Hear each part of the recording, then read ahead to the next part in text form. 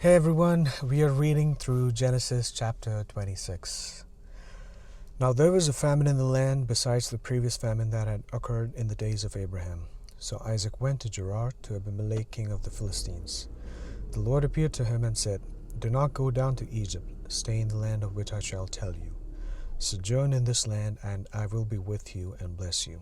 For to you and to your descendants I will give all these lands, and I will establish the oath which I swore to your father Abraham. I will multiply your descendants as the stars of heaven, and will give your descendants all these lands. And by your descendants all the nations of the earth shall be blessed. Because Abraham obeyed me and kept my charge, my commandments, my statutes, and my laws."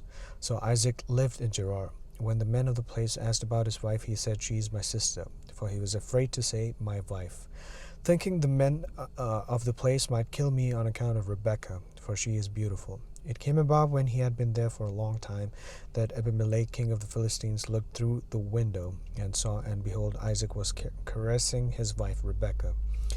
Then Abimelech called Isaac and said, "Behold, certainly she is your wife. How then did you say she is my sister?" And Isaac said to him, "Because I said I might die on account of her." Abimelech said, "What is this you have done to us? One of the people might easily have lain with your wife, and you would have brought guilt upon us." So Abimelech charged all the people, saying, "He who touches this man or his wife shall surely be put to death." Now Isaac sowed in that land and reaped in the same year 100-fold. And the Lord blessed him, and the man became rich and continued to grow richer until he became very wealthy. For he had possessions of flocks and herds and a great household, so that the Philistines envied him. Now all the wells which his father's servants had dug in the days of Abraham his father, the Philistines stopped by, filling them with earth. Then Abimelech said to Isaac, "Go away from us, for you are too powerful for us." And Isaac departed from there and camped in the valley of Gerar and settled there. Then Isaac dug again the wells of water which he had been dug in the days of his father Abraham, for the Philistines had stopped them up after the death of Abraham. And he gave them the same names which his father had given them. But when Isaac's servants dug in the valley and found there a well of flowing water, the herdsmen of Gerar quarreled with the herdsmen of Isaac, saying, "The water is ours." So he named the well Esek, because they contended with him. Then they dug another well, and they quarreled over it too.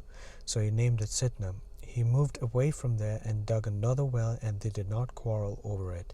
So he named it Rehoboth. For he said, "At last the Lord has made room for us, and we will be fruitful in the land." Then he went up from there to Beersheba. The Lord appeared to him the same night and said, "I am the God of your father Abraham. Do not fear, for I am with you. I will bless you and multiply your descendants for the sake of my servant Abraham." So he built an altar there, and called upon the name of the Lord, and pitched his tent there. And there Isaac's servant dug a well. Then Abimelech came to him from Gerar with his adviser Ahuzah and Pekol, the commander of his army. Isaac said to him, "Why have you come to me, since you hate me and have sent me away from you?" They said, "We say plainly that the Lord has been with you." So we said, "Let there now be an oath between us, even between you and us, and let us make a covenant with you, that you will do us no harm, just as we have not touched you, and have done to you nothing but good, and have sent you away in peace. You are now the blessed of the Lord." Then he made them a feast, and they ate and drank. In the morning they arose early and exchanged oaths. Then Isaac sent them away, and they departed from him in peace.